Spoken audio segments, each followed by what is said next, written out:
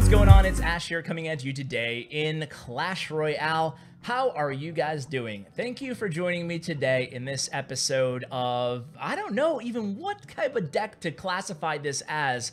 I guess, I don't even know, you guys be the judge. Is it a control deck? Is it a minor deck? I don't even know what archetype this would exactly fall into. Either way, it's not a gimmicky deck, guys. Bobtherock has won 4 grand challenges in a row, one of them using archers, 3 using the Night Witch variation of this deck. Of course, I asked him to play the archer variation for those of you who don't have the legendary Night Witch. So we're going to get into this deck. We're going to talk about all the cards and how they kind of synergize together to form this really unique and obviously winning deck. Bobtherock says he's going to start using this deck in competition, which should be really, really interesting. So you can see right off the bat here, the opponent, Bobtherock, by the way, obviously you're going to be paying attention to on the top. He uses his battle ram to stop that bandit, and the minions played rather aggressively at the beginning of the match for his opponent there. And remember, this is towards the end of the grand challenges. I think this was match number 9 or 10. Either way, he's going against a very popular deck as well. It's the Giant Night Witch Beatdown with Baby Dragon and Lightning. That's another popular meta deck that he's going against. And you can see he plays the Giant Skeleton in the back. Now, I asked for all kinds of tips from Bob, and he was happy enough to provide them. So let's get to them here. And let's start out with where the Giant Skeleton fits into this deck. The Giant Skeleton is, in a lot of ways, going to be played kind of similar to the P.E.K.K.A. in this deck, or a P.E.K.K.A. in a control deck. Control Battle Ram P.E.K.K.A. is a tier 1 deck. It's a meta deck. This is definitely not a meta deck, but it does have some unique versatility and also some similarities towards that P.E.K.K.A. control deck. And the big one is you're treating the Giant Skeleton in a lot of ways as you would the P.E.K.K.A. in that deck. Essentially, you're going to play it in the same lane as the tank, the Golem, or the Giant behind your King Tower. It's going to act as a stopper for the big push that's coming behind that tank. That's the difference between the P.E.K.K.A. and the Giant Skeleton. And it's actually kind of useful. Bob, had this theory. Okay, we're using P.E.K.K.A. so much because Golem decks and Giant decks are so prevalent inside the game right now. So why don't I try subbing in the Giant Skeleton instead of the P.E.K.K.A.? And the idea here is to take out all the supporting troops for the exchange of not being as good against the initial tank. Now, furthermore, you're saving 1 elixir in the deal, and it's actually worked out really, really well for him. In case you missed it, guys, Bob took out that right tower using the heal spell. So the heal spell, interesting, right? I never gloat, and I'm not gloating now, I swear I'm not gloating, but I think I was one of the only guys who wasn't too worried about the heal spell ruining the game. For those of you, some of you might remember, some of you might not, but a lot of people out there were really worried in terms of YouTubers, but who really pays attention to YouTubers anyway? But YouTubers were really worried that that heal would ruin the game, especially in Lava Loon. But guess what? We're not even seeing too much heal at all inside the meta, especially in even Lava Loon. There's just better options, and that was kind of, I remember talking to OJ, actually. I'll link the video in case you guys missed it, but I had OJ on. He was really worried, and I think it might be the one time I was right against the great OJ, but either way, we're actually using heal in this deck. I bring up heal because we're using it, and it's really because it synergizes really well with 3 of the main cards in this deck. So when you have 3 cards that work really well with heal, it's a good testing ground, I guess, to try the spell. And we have the Battle Ram, we have the Night Witch, and we have the Minion Horde. So you can use heal, Bob says, with all 3 of those cards, or you could use them in combination together on a big counter push. You saw in that match, it was actually the heal paired with the Battle Ram and the Minion Horde that got Bob the win, that took that tower down. So heal is definitely very useful. In this deck, there's just a lot of ways that you can use it. So I asked Bob, tell me about the tempo of this deck. How are you starting out with this deck? What is your first play, and what are you doing from there? And he said he rarely goes aggressive. You can see the opponent there, Tony, started out with a pump, and Bob didn't try to punish him with a super aggressive play. Instead, he cycled the Night Witch to the right. He put his Miner on the pump, and then he sent in the Minion Horde. So now this is interesting. He opts not to use the heal spell here on the Minion Horde, and that was really smart. He knew he was going to need defense minions to stop whatever was coming to counter that Night Witch. Now, obviously, he didn't really need it because it was a minion horde, but you don't want to play too aggressively. That's the takeaway. Don't start out too aggressively, finish aggressively with this deck. Bob really stressed that a lot to me on the deck review that he provided here. He said, you really want to just be reacting early on. If they start out with a pump, don't be afraid to send your miner in a battle ram, just like you saw there on the screen, or even a miner in a minion horde. But if they don't start out with a pump, you want to make sure you know all the cards in your opponent's deck before you commit too heavily to a push. Now, again, against a beatdown deck, you're just going to mirror the beatdown card with your giant skeleton and then defend from there. You can also hit the opposite lane. Hitting the opposite lane, this is one of those decks that you're going to want to do that in. So against a big beatdown push, you can drop your giant skeleton as 6 for 8 trade, and then you can send in the battle ram or the battle ram and even a Night Witch if you want in the opposite lane, or archers if you want to. That way you can keep the pressure on the opposite lane, preventing your opponent from really punishing you with a huge push, although that's not the end of the world with this deck as long as you're able to skillfully place and utilize the giant skeleton, because again, the pro to the giant skeleton is going to take out all those support troops. So this is, I tried this deck probably only like 4 matches myself with it, and I went 2 and 2. I did it 2 and 2 with it. So there is a little bit of a learning curve, and you know, guys, I suck, guys. I'm no Bobtherock. So just to put it out there, this is one of those decks that you're going to want to, if you're familiar with P.E.K.K.A. control, you're probably already going to have better success with it, especially the variation with the Night Witch.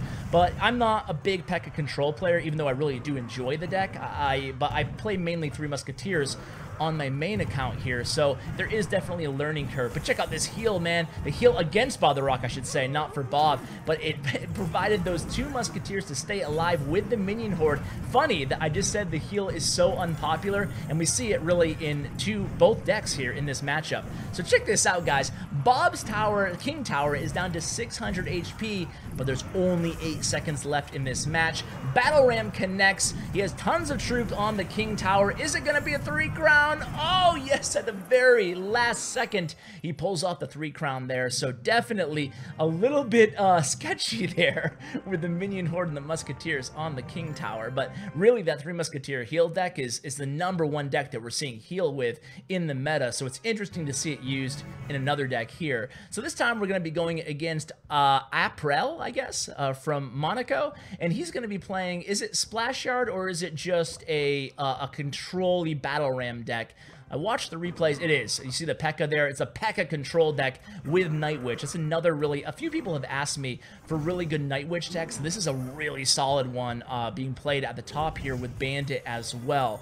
So anyway, you can see this variation of the deck has no Night Witch, Bobtherock on the bottom. You can see he's playing archers in this deck. And archers are indeed the substitution that you're going to want to put in there for the Night Witch if you don't have her. So using the giant skeleton to block this bandit, and here comes the counter push. So here comes the giant skeleton. Now, what do you think Bob's gonna play? Well, he has archers selected, so it might be the obvious choice here, but ideally we're gonna wait for the opponent to play something first before we support our tank, in this case the giant skeleton. So he does a good job of just being patient there. He doesn't need to overcommit to a push before we even know what the opponent's going to defend with. He likes to start out matches super conservatively and then get a little bit more aggressive as the match goes on. But you want to be able to predict what your opponent is going to throw at you in terms of defenses before you overcommit to your pushes. So I can't stress that enough. Again, I know I've already mentioned it a few times, but Bob's #1 tip really was just be patient in this deck. Play it like a control deck. So unfortunately, that baby dragon does get a few hits on his left tower, but really no worries here. He already has another tower lead with halfway through the match. So all he can do at this point, all he has to do, excuse me, is defend. So the archer's doing a good job taking out that battle ram, just barely makes contact. That was kind of a bummer there, but actually a pretty good zap spell to stop the damage or mitigate the damage on that right tower. Meanwhile, Great Ice Spirit allowing those archers to just take out that Night Witch. The log was pretty useless by the opponent, trying to keep that giant skeleton away from the right tower, and it didn't do that, and it didn't kill the archers there. So you can see the right tower down at 741 as well. Bob's going to be feeling really good with this deck. So what about the miner?